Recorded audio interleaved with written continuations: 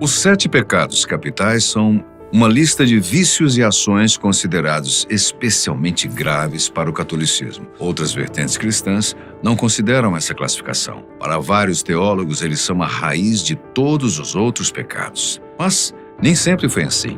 Antes mesmo do cristianismo, já se falava em vícios e virtudes. Mas antes de lhe contar essa história, eu quero saudar você. Que bom estarmos juntos novamente. Espero que esteja tudo bem com você. Vamos então prosseguir falando da simbologia bíblica do número 7. Deus criou o mundo em 6 dias e descansou no 7º. Há as 7 taças da ira de Deus, os 7 dons do Espírito Santo, as cartas às 7 igrejas do Apocalipse, e assim vai, um número associado à espiritualidade, perfeição, totalidade e conexão com o divino. Em diversas culturas e até na literatura, esse número já esteve presente. Os 7 degraus do purgatório de Dante, os 7 príncipes do inferno da demonologia medieval. A menorá do judaísmo, um candelabro de 7 braços, os 7 céus budistas, a lista das 7 maravilhas do mundo antigo, as 7 belas artes, as 7 artes liberais e até mesmo os 7 dias da semana, um exemplo da importância do número também na ordem cósmica. Mas o que pouca gente sabe é que os 7 pecados nem sempre foram 7 e nem sempre foram considerados pecados. Essa é uma longa história. Passa por filósofos gregos e romanos, por sábios judeus, e só depois de milhares de anos, a lista dos 7 pecados capitais assume a forma teológica que conhecemos hoje. Mas antes de falarmos sobre cada um dos pecados capitais, é bom lembrar quais são eles na lista teológica atual. Você sabe de cor? Vamos tentar. Orgulho, avareza, luxúria, ira, gula, inveja e preguiça. Também vale entender a história desses pecados e como eles chegaram até nós. No século IV, o monge Evagrio Pontico definiu 8 vícios como sendo os principais obstáculos para uma vida de santidade. No século VI, o Papa Gregório Magno sistematizou a lista, reduzindo-a para 7 pecados capitais que conhecemos hoje. Muitos anos depois, no século XIII, São Tomás de Aquino, em sua Suma Teológica, aprofundou os estudos sobre os 7 pecados, analisando-os à luz da filosofia aristotélica e dos versículos bíblicos. No final do século XIII e início do XIV, Dante Alighieri popularizou os 7 pecados capitais em sua obra A Divina Comédia, associando cada um deles a diferentes círculos do inferno. Para visualizar melhor os 7 pecados capitais, Hieronymus Bosch, artista holandês, pintou no século XVI a obra Os 7 Pecados Capitais e as 4 Últimas Coisas, que ilustra muito bem esse tema e ainda aponta para o que pode vir após a vida terrena: a morte, o inferno, o céu e a ressurreição do juízo final. No círculo central da obra, os 7 pecados aparecem nomeados com suas respectivas traduções originais do latim: gula, assédia, que é a preguiça ou apatia, luxúria, soberba, ira, inveja e avareza, que é idolatrar o dinheiro, as riquezas, o famoso mão de vaca. Além disso, é possível identificar no centro da pintura a imagem de Cristo com a frase Cave, cave, Dominus vide, que significa cuidado, cuidado, o Senhor está te vendo. Mas se voltarmos uns 100 anos antes de Hieronymus Bosch, vamos encontrar lá na Inglaterra um livro anônimo chamado A Lanterna da Luz. Nele são apresentados 7 demônios que seriam os senhores de cada um dos pecados. Segundo a lista, Lúcifer da soberba, Beelzebul da inveja, Satã da ira, Abaddon da preguiça, Mamon da avareza, Belfegor da gula e Asmodeus da luxúria. Mas por que esses pecados são chamados de capitais, você deve estar se perguntando. Para responder a isso, precisamos voltar à Suma Teológica de São Tomás de Aquino, que eu já citei aqui. Nessa obra, ele afirma que esses pecados são as cabeças, a origem, a abertura para outros pecados. E como cabeças em latim é capitia, daí o nome pecados capitais. Para Tomás de Aquino existiam também 7 pecados, mas a lista era um pouco diferente. Nela estavam a vanglória, a inveja, a ira, a assédia, a avareza, a gula e a luxúria. A soberba não aparece nessa lista e, por mais que a vanglória possa parecer uma substituta, as duas não são exatamente sinônimas. Vanglória, para São Tomás de Aquino, se assemelha à vaidade. É aquele desejo de glória por coisas erradas, motivos errados e diante de pessoas erradas. Já a soberba, também segundo Aquino, é não reconhecer a própria condição e se achar superior, maior do que realmente é. O cara. Na Suma Teológica, a soberba aparece como um oitavo pecado, mas o maior de todos. Ela leva à insubmissão a Deus. Por isso, São Tomás de Aquino não a inclui nos pecados capitais, mas a coloca como a cabeça dos pecados capitais, a cabeça das cabeças, a origem de todo pecado. Nas palavras dele, a rainha e a mãe de todos os vícios. Agora, vamos voltar um pouco mais na história até a primeira lista de pecados. Ela foi escrita, como já mencionei, por Evagrio Póntico, no século IV. Mas nessa lista, eles não eram 7 e nem eram chamados pecados. Evagrio Póntico, ou Evagrio do Ponto, foi o líder de uma comunidade de monges no Egito e escreveu um pequeno tratado com o objetivo de identificar e combater o que ele chamou de 8 pensamentos maus. E é desses 8 pensamentos que surgem os 7 pecados capitais. Nesse tratado, ele afirma que há 8 categorias gerais e básicas que contêm todos os pensamentos maus. Então ele começa a relacionar. A primeira seria a gula, depois a luxúria, a avareza, a tristeza, a ira, a assédia, a vanglória e, por último, a soberba. Não está em nosso poder determinar se somos perturbados por esses pensamentos, mas cabe a nós decidir se eles vão permanecer dentro de nós ou não, e se vão ou não agitar as nossas paixões, considerou ele. Aqui então temos a soberba e a vanglória na mesma lista. Não temos a inveja e vemos a assédia aparecendo ao lado da tristeza. E como eu disse, em momento algum ele chama essas coisas de pecados, mas de maus pensamentos, ou daimones, um termo grego que deu origem à nossa palavra demônios. Eu vou aproveitar agora para explicar o que é assédia, que aparece com frequência nessas primeiras listas e pode causar confusão quanto à origem tanto da tristeza quanto da preguiça, até porque assédia não é um termo hoje muito utilizado. Segundo Evagrio, a assédia é a tentação de se distrair e evitar os exercícios espirituais e as ações requeridas no contexto monástico, ou seja, na vida do monge, do sacerdote. Esse vício era muito comum nos monastérios, principalmente entre aqueles que estavam insatisfeitos com aquele estilo de vida. Segundo as observações de Evagrio, quando esses monges se sentiam pressionados pela vida rigorosa do mosteiro, começavam a fantasiar uma vida mais fácil. Assim, deixavam de executar as tarefas que lhes eram pertinentes. É isso que ele chama de assédia. Essa negligência, essa desmotivação em relação aos exercícios, às obrigações espirituais e às atividades de manutenção do mosteiro. É mais ou menos a preguiça de batina. Já o pensamento mau da tristeza é apontado como algo semelhante à assédia. Evagrio percebia com frequência entre os monges um arrependimento por terem assumido a vocação religiosa, por terem entrado no mosteiro e abandonado os prazeres que poderiam estar vivendo fora dele. Então, tanto a assédia quanto a tristeza compartilham essa mesma semelhança. Uma espécie de desânimo, um arrependimento diante da vida presente e uma fuga para uma vida idealizada, que leva à negligência e à preguiça. Se eu passo a viver uma fantasia, eu acabo esquecendo do meu presente. Por isso, há uma relação tão próxima entre assédia, tristeza e preguiça, o que gera uma certa instabilidade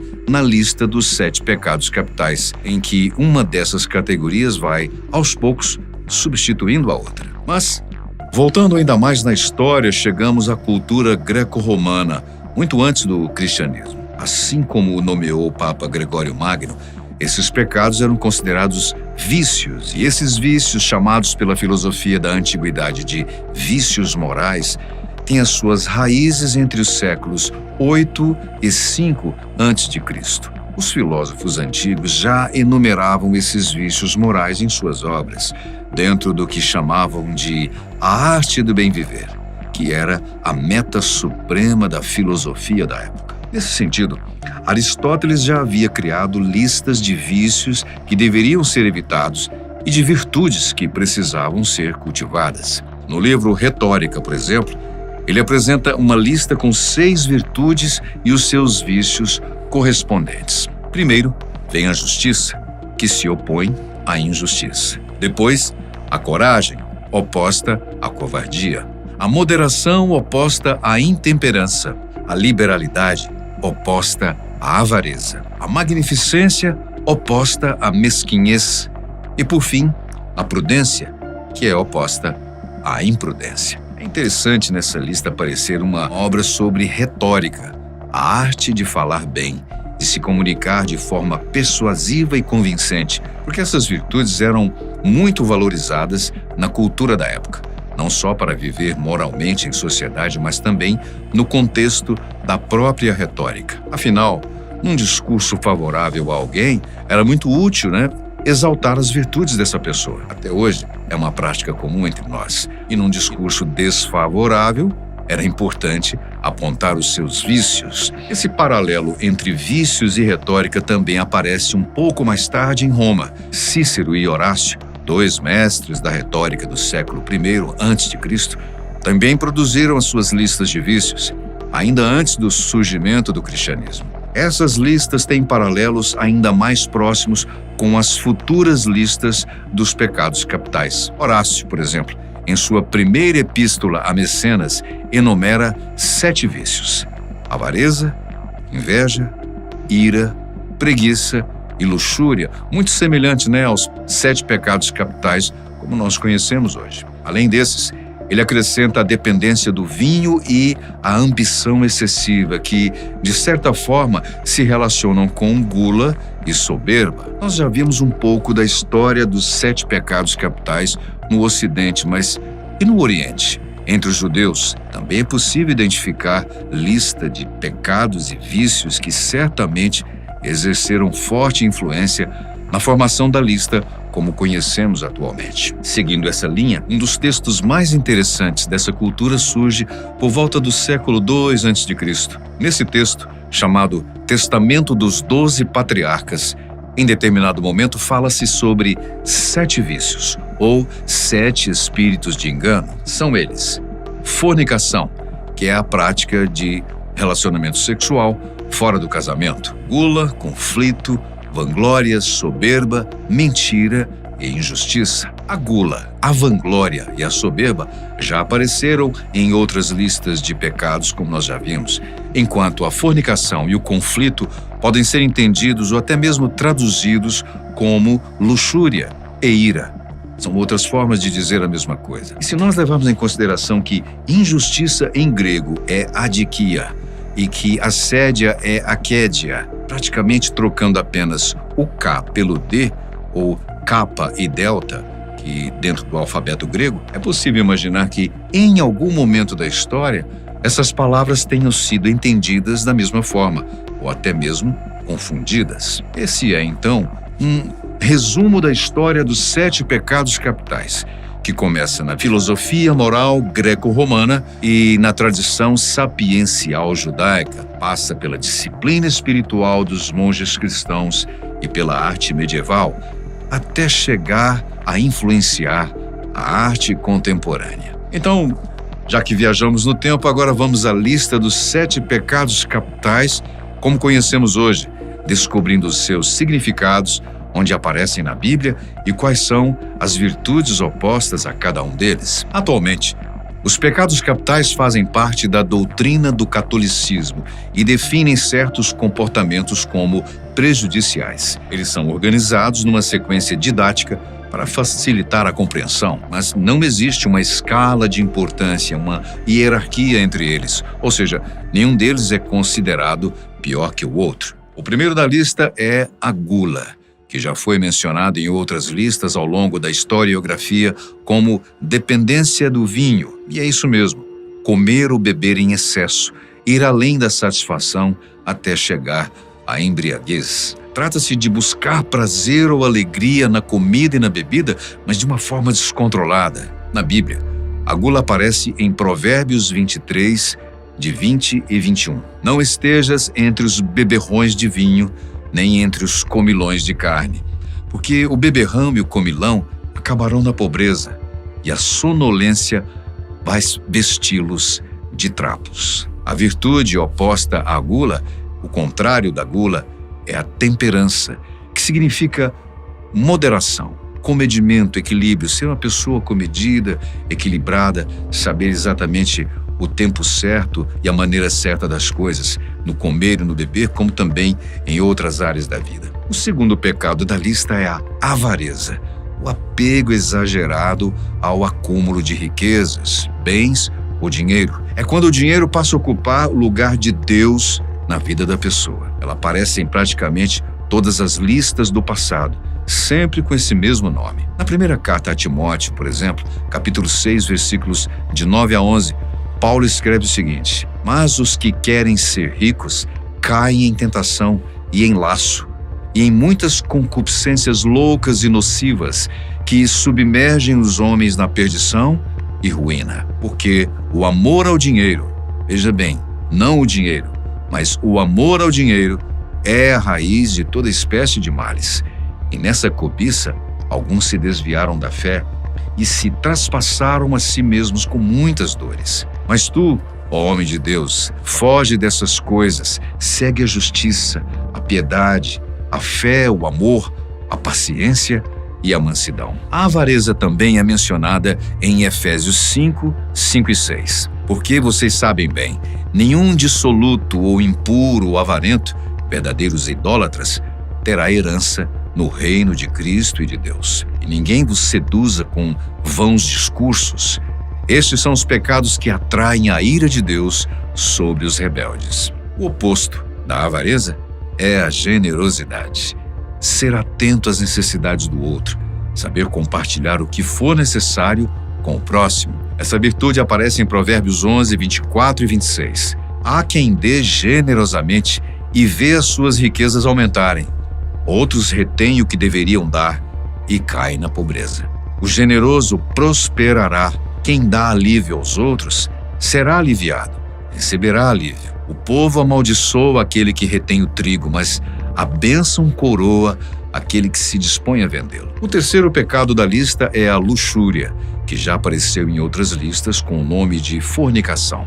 Trata-se do desejo sexual desordenado, sem limites, exagerado. Na Bíblia, ela é mencionada na primeira carta aos Coríntios, capítulo 6, versículo 18. Fugir da fornicação. Todo pecado que o homem comete é fora do corpo, mas o que fornica, ele peca contra o seu próprio corpo. O oposto da luxúria é a decência.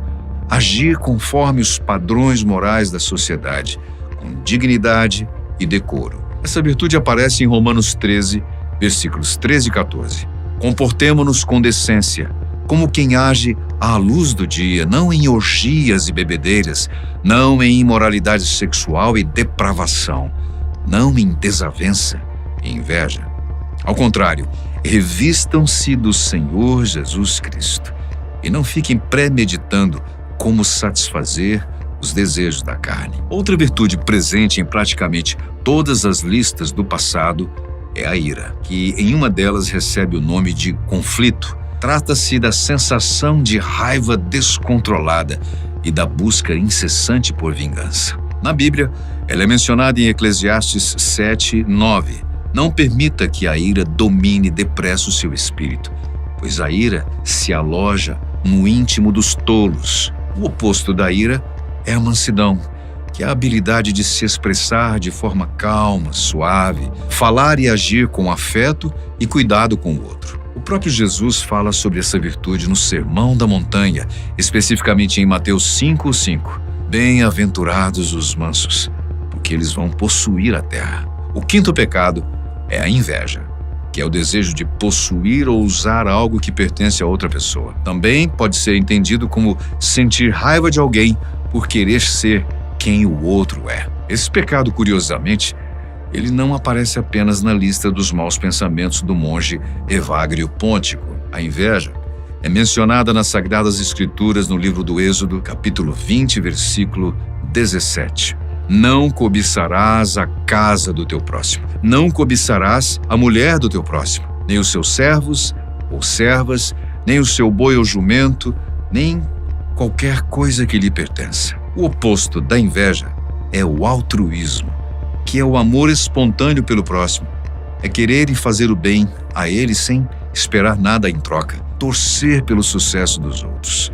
Essa virtude é claramente enaltecida em Filipenses 2, 3 e 4. Não façam nada por espírito de partido ou vanglória, mas que a humildade vos ensine a considerar os outros como superiores a vocês mesmos. Cada qual tenha em vista não seus próprios interesses, mas sim o dos outros. Depois da inveja vem a preguiça, também chamada de assédia em algumas listas e frequentemente confundida com a tristeza. Trata-se da ausência de disposição para o trabalho. Sem uma razão clara para tal, é a morosidade, a lentidão, a moleza em cumprir tarefas necessárias. Na Bíblia, a preguiça é mencionada em Provérbios 6, de 9 a 11. Até quando você vai ficar deitado ou preguiçoso? Quando você vai se levantar do seu sono? É tirando uma soneca, cochilando um pouco, cruzando um pouco os braços para descansar. Assim, a sua pobreza vai surpreendê-lo como um assaltante e a sua necessidade vai sobrevir como um homem armado sobre você. O oposto da preguiça é a dedicação, que é entregar-se a algo ou alguém com uma esperança, com foco, com determinação, agindo apesar do cansaço e das dificuldades. E o último pecado é a soberba, o mais controverso de todos, aparecendo e desaparecendo das listas ao longo dos anos. Já foi substituída por vanglória e também já foi considerado o pior dos pecados, a cabeça de todos os outros. Comete esse pecado quem se sente superior ao outro, quem despreza os iguais, é prepotente, tem uma visão superlativa de si. Na Bíblia, a soberba aparece em Isaías 14:11. Esse texto de Isaías faz uma referência à queda de Satanás, que era Lúcifer, e se tornou o inimigo justamente pela soberba, por querer ser Deus. Provérbios 16:18 diz: a soberba precede a ruína e a altivez do espírito vem antes da queda. O seu oposto é a humildade, considerada por muitos a mãe de todas as virtudes. Humildade não é pobreza, não é escassez, mas é reconhecer a grandeza de si e do outro, sem hierarquias. É saber o próprio lugar no mundo, é identificar o valor de quem é diferente. Os 7 pecados capitais, com as suas origens remotas, representam vícios que atravessaram séculos de reflexão filosófica e espiritual, moldando não apenas a moralidade religiosa, mas também a visão humana sobre o que é certo e errado, trazendo a civilidade, relações justas para que todos vivam bem. São influenciadas por culturas antigas e tradições espirituais e ainda ecoam nas questões éticas e comportamentais da nossa sociedade atual. E você? Qual a sua principal virtude e maior fraqueza? Tem coragem de comentar aí? Fale também o que achou desse tema. Nós agradecemos muitíssimo a sua companhia, sempre tão especial. A gente se vê num próximo vídeo.